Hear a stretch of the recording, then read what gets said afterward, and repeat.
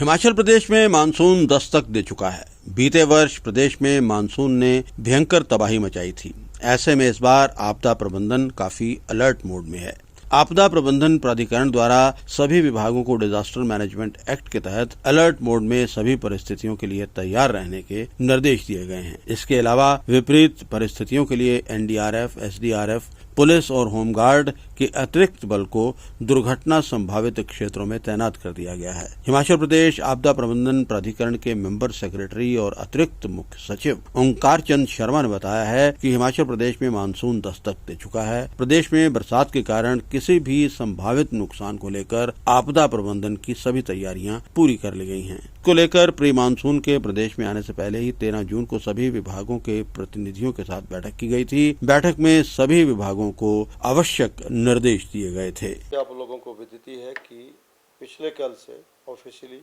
Monsoon जो है हिमाचल प्रदेश में दस्तक दे चुकी है। हर वर्ष की भांति इस वर्ष भी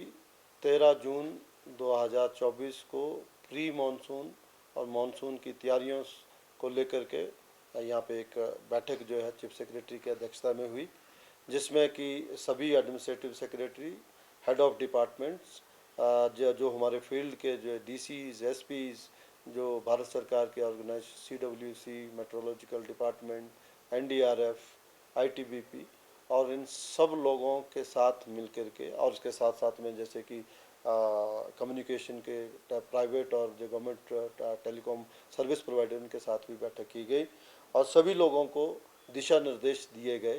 कि डिजास्टर मैनेजमेंट एक्ट 2005 और उसके तहत सभी विभागों द्वारा अपने अपने डिजास्टर मैनेजमेंट जो प्लान बनाए हुए हैं उसके तहत जो है तैयारी करें और सतर्कता के साथ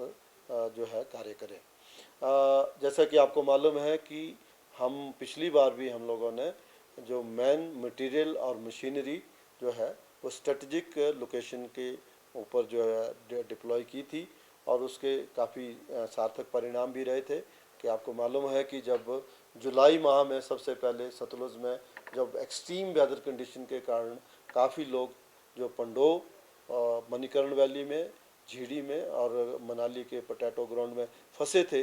हमारी डिप्लॉयमेंट के कारण उन फंसे हुए सभी व्यक्तियों को हम लोगों ने सकुशल जो है उनको रेस्क्यू किया था। हालांकि बरसात में बहुत जगह डेथ हुई थी, वो that is because of landslide या नाला क्रॉस कर रहे होते हैं या किसी गाड़ी में थे अचानक फ्लड आ गया, उसमें बहुत सारी जानें भी पिछली गई थी। इसी के तहत ये जो बैठक थी उसमें सभी लोगों को दिशा निर्देश दिए हैं कि जो 2023 में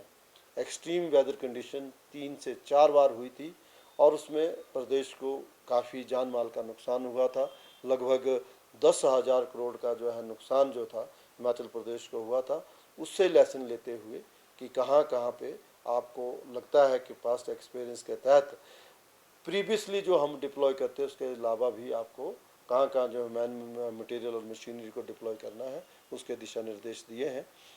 तो प्रशासन और जो है सरकार जो है किसी भी स्थिति से निपटने के लिए सक्षम है और तैयार है। हालांकि जो है इस बार भी जो मौसम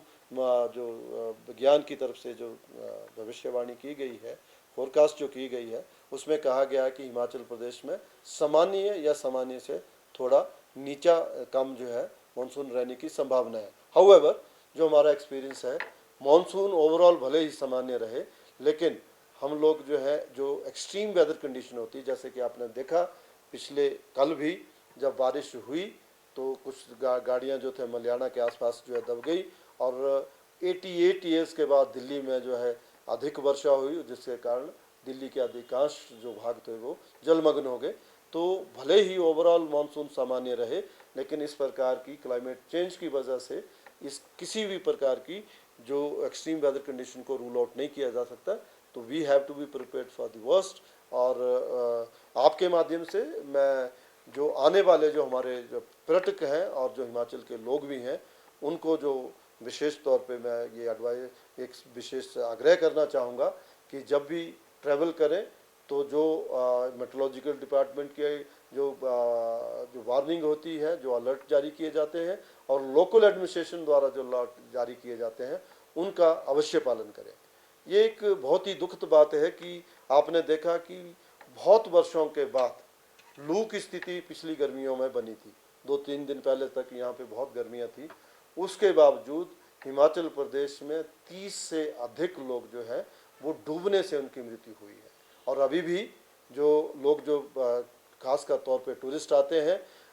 चेतावनी बोर्ड होने के बावजूद भी, लोकल एडवाइजरी होने के बावजूद भी नदी नालों में जाते हैं या नहाते हैं या सेल्फी लेते हुए जो है उनके इस प्रकार से हादसे होते हैं। तो मेरा उन सभी लोगों से आपके माध्यम से आग्रह है कि जो चेतावनी बोर्ड होते हैं या नदी नालों से अदरवाइज भी आप लोगों को थोड़ी उचित दूरी बना के रखनी चाहिए कि अगर डाउन स्ट्रीम है, चाहे ब्यास की बात ले ले, सतलुज की बात ले ले, किसी भी नदी नालों में हो सकता है कि जहाँ पे आप आनंद ले रहे हों, अटखेलियाँ कर रहे हों, वहाँ पे मौसम साफ हो, लेकिन अपर स्ट्रीम में कहीं भी बरसात में बारिश बरसात हो सकती है और फ्लैश फ्लड आ सकता है। तो इसमें इस तरह का दुर्घटना होने की संभावना होती है। तो यही मेरी तरफ से सभी लोगों से आग्रह है कि इन चीज़ों का विशेष ध्यान